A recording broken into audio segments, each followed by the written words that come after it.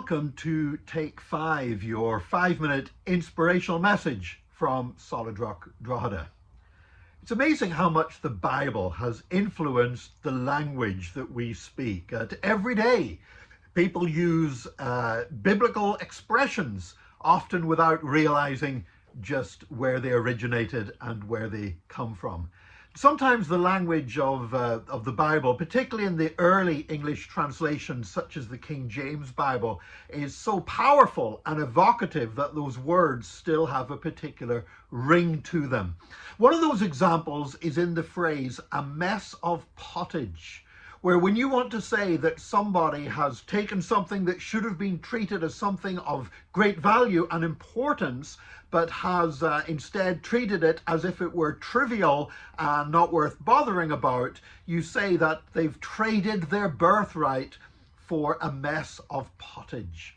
And that goes back, of course, to the story of Jacob and Esau. Whenever Esau had been out hunting in the fields and Jacob made some lentil stew and Esau came in, he was hungry for the stew, and Jacob said to him, no, you can only have some of the stew if you give me your birthright. And Esau said, well, what good is my birthright to me if I'm going to starve to death? Which actually was being a total drama queen, because there's no way you're going to starve to death if you go a few hours or a day longer without having lentil stew.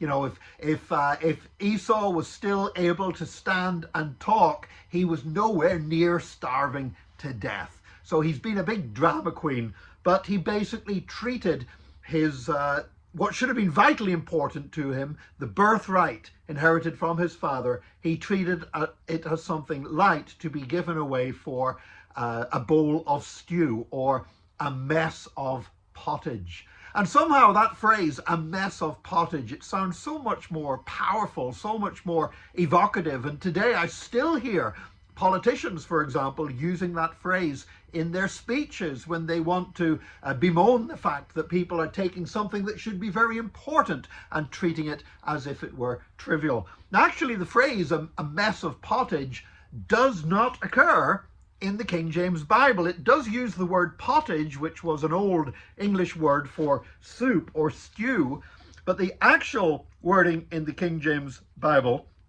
is Genesis 25, verse 29, Jacob sawed pottage, and that word sawed is another old English word for boiled pottage, soup or stew. And Esau came from the field and he was faint, and Esau said to Jacob, feed me, I pray thee, with that same red pottage, for I am faint. Therefore was his name called Edom, because Edom meant red. And so the fact that the stew that he sold his birthright for was red, afterwards he was known by a nickname of Red, that the foolishness of his short-sighted transaction would follow him for the rest of his life, and indeed would be attached to his descendants, who became the nation of Edom. So therefore his name was Edom. And Jacob said, sell me this day thy birthright. And Esau said, behold, I am at the point to die, and what profit shall this birthright do to me? And Jacob said, swear to me this day. And he sware unto him, and he sold his birthright unto Jacob. And then Jacob gave Esau bread and pottage of lentils, and he did eat and drink, and rose up and went his way. Thus Esau despised his birthright. So the word pottage is used there, but not the phrase a mess of pottage. That actually comes from an earlier translation of the Bible, the Geneva Bible.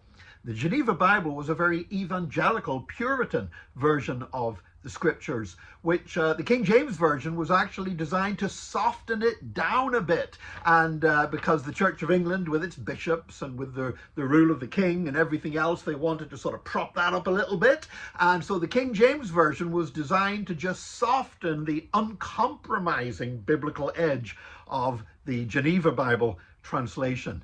But there, although the phrase mess of pottage doesn't occur in the actual text, in the heading for Genesis 25, you know, when you get a chapter and you get a little heading summarizing what's happening in the chapter you're about to read, it says, Esau selleth his birthright for a mess, M-E-S-S-E, of pottage.